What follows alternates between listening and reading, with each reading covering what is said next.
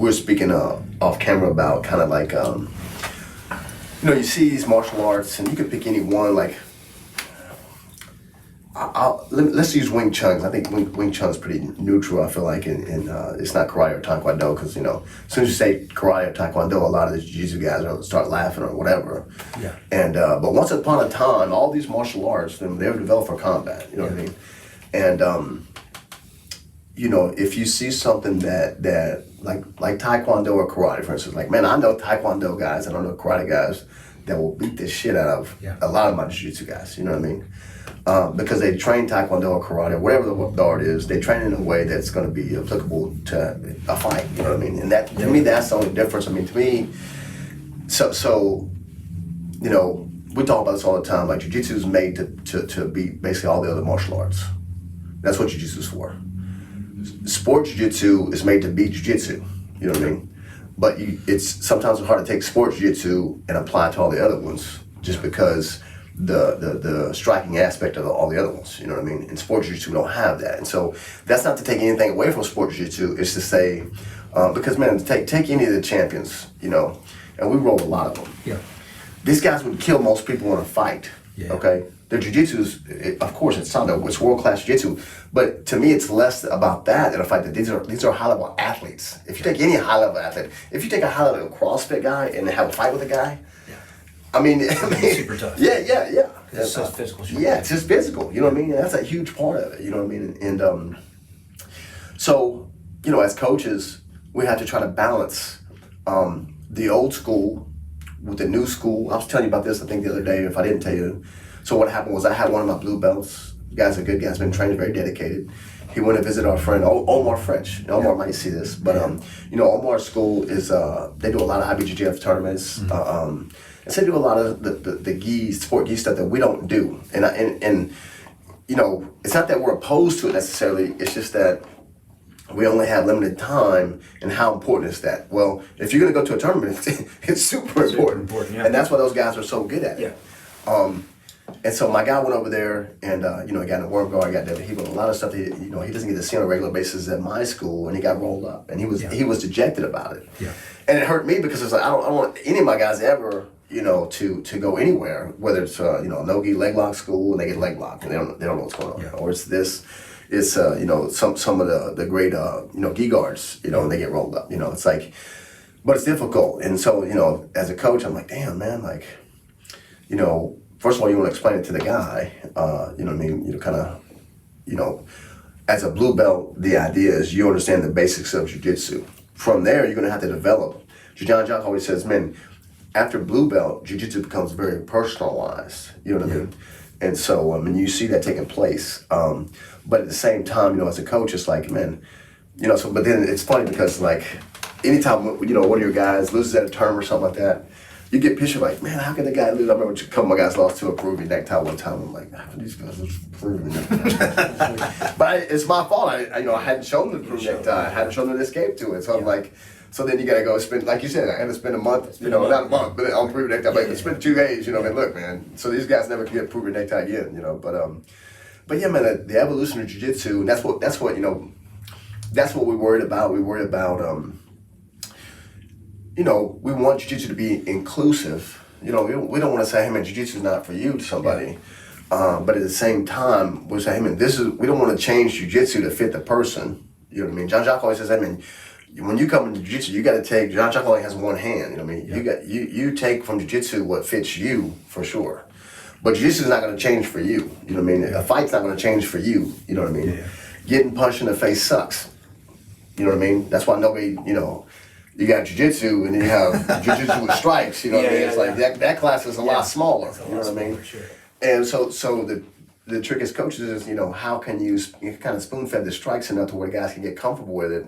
Because, man, once you get comfortable, especially defending strikes, man, then it's almost the same as rolling. You know what I mean? You're just adding another element to it. But if you never see that before, if you don't practice that on a fairly regular basis, and you get, one palm strike to the head, one slap to the head, I mean, it's like, was it BJ? Who said this? Like, if the guy if you punch him in the face? Carlson Gracie. It's a Carlson, yeah. If you punch him in the face, he's a black belt. You punch him in the face, he's a brown belt. You punch him again, he's a purple belt. Yeah. There's truth to that, man. I see it. I see it all the time, Absolutely. man. Some of my toughest guys, man. We did some combat jiu-jitsu sometimes, and it's like you see a guy get slapped, even with slap. Yeah. It's like, oh man, wait a minute, man. Hold on a second. I think it's exposure. Yeah, exposure. That's a great I think word it's for it. exposure, right? Like, so when people first start rolling, most of them, the idea of getting like held down and like having somebody's sweaty chest on their face freaks them out. Claustrophobia, Right. all kinds of stuff. Claustrophobia and pressure and like Yeah. really pushing their heart rate high and pushing the pace, those things freak them out. Yeah, But we expose them to it. right. And when you first start out, like training, what I tried to do here, this is what we tried to do at my place when we first opened. When Magano and I were first sitting down and talking about how the gym was going to run in the very beginning. Yeah. One of the things I told him is one of my things I wanted to do is I wanted people to have the same experience in jiu-jitsu that I got. Right. And I thought in a lot of places, I think we're losing that. So, I love sport jiu-jitsu. I've competed a ton, and I like it. But I originally started training jiu-jitsu because I wanted to fight. Yeah. And I think everybody does. Yeah. But I think sometimes we give them something else. We show them that, well, no, we don't expose them to what that. Right. We show them this, we get them close. We give them rolling. Right. And they're close. Right. And they get it in their brain. And I've seen some sport guys, the guys I respect that are great sport guys. Yeah. But I know they can't fight. Right. I know they can't. Yeah. And I see Nate or Nick that says those guys are not fighters. Never was. Who is it? Yeah. Who is it? Nick or Nate? Nate. Yeah. Those guys. That guy's not a fighter. He never will be. Yeah. So they have high level jiu-jitsu. They could probably beat me in a sport. Exactly. Yeah. They would never fight me. Yeah. I know they will. I can see it in their eyes. They're never going to fight me. Yeah. I've been on the mat with guys and got frustrated with hands to the face. Right. Stuff that's illegal. Right, yeah. Guys really wanted it. I'm like, hey man, if you want this to be MMA, we can. Yeah. And you notice that expression changes immediately, and they're like, I don't want anything to do with that. Yeah. You can see it. So my thing was I wanted to give them the experience I got. And I didn't want them to miss out on, because of my coaching, I didn't want them not to see the striking parts of it, those aspects, not learning the takedowns. Yeah. And I did a lot of reading on it, a lot of research, and for a long time I thought that I was alone in this, but one thing I always kind of doubled back to was Hickson talks about this constantly. It's probably his favorite subject. Yeah. If you ask Hickson about the two problems you're in jiu-jitsu all the time, or what's the most important, he'll say the lack of self-defense training and then the belt system. Those are the two things. Like when he got his red belt, that was his whole speech was about these two things. Yeah. And he had starting his federation and trying different things, trying to fix it. Name drop. Hey, I know because I was there. You were sorry. there. I don't know.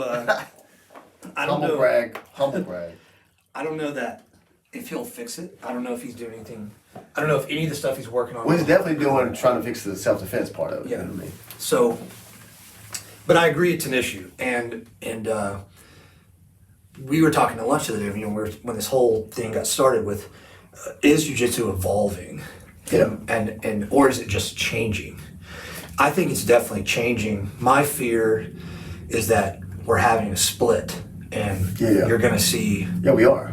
Several guys. splits. You're having only guys that are sport guys. Right. And then in that group, you kind of have the Americans that are splitting and going away from the Federation. Yeah. And then you have a lot of people that are holding on to the Federation. Yeah, it's going to be interesting. And on the self-defense side, I think you have the main people doing that, I think, are the Gracies. Particularly the Gracie Academy. Hit on Henry, you're talking about. Yeah. And I don't. About you saying that they're sticking to self-defense. I think they're sticking to self-defense. For sure. Yeah. I would agree with that. And you're seeing that's the main camp on that side. Yeah. And so I don't like to pick a side. My thing is that I've been accused of being an anti-sport guy several times. Right. I've been accused of being an anti-leg lock guy, which is kind of funny because I was leg locking people in the late 90s when nobody else even knew what heel hooks were. Right, yeah. But, I'm a believer that you can do both. And I think the best guys have. If you look at, you can look at Gordon Ryan right now and see the fundamental stuff that guy does. And this guy's unbelievable, man. He's unbelievable. Yeah. Hodger before him. Unbelievable. Unbelievable at fundamentals. Yeah. Hodger calls it fundamentals versus flash. Yeah. And he says there's no black belt level techniques. There's only techniques done at the black belt level. Interesting. There That's are a no great black belt thing. level techniques. Yeah. I don't agree with him anymore. I think Right. I think in his style of jiu-jitsu, he's correct. Right. But I think there's the sport guys that are developing black belt level techniques, things that are complex. Yeah. I don't like to call them advanced. Yeah. I think part of the problem when we took exposure to stuff. Yeah. We need to expose our students to strikes. We need to expose our students to struggle. We need to expose our students to reality that you can't just pull guard in the street. It might get you killed. Yeah. You have to expose your students to the fact that just because you know jiu-jitsu, you can't win every fight. Yeah. And you shouldn't fight every fight. Yeah. You should use your mouth to get you out of fights, not into them. Right. You got to use your brain in jiu-jitsu. Just important. The physical aspect of jiu-jitsu is huge. The mental is bigger. Yeah. Even more important. You can strategize your way to a win. You can do a lot of things and overcome. Does size matter? Absolutely. So does your ability to think. Use your brain. Think all the time. Think your way out of this problem. Jiu-jitsu to me can be this massive puzzle and this battle of strategy and tactics back and forth. Yeah. I've always been a top game guy. I've always been a wrestler, and always been a very athletic grappler. Yeah. Most guys that I grapple with, I'm probably bigger, stronger, and more athletic than them. Yeah. Most of them, right? But I guarantee I know, talk, and use more strategy than any of them, despite the fact that I probably out-athlete a lot of people that I grapple. Yeah. But I don't. I try not to, at least, because it doesn't always work. Right. Eventually, you run into that guy Right. out-athletes you, Yeah. and you're like, man, so I developed a little saying of, the fundamentals versus flash idea was, if it doesn't work in all three aspects of grappling, being Right. self-defense, MMA, Yep. and sport jiu-jitsu, Yeah. gi and no gi. We do obviously show gi-only techniques and no gi-only techniques. Right. But if it doesn't work in all three aspects, it's not applicable.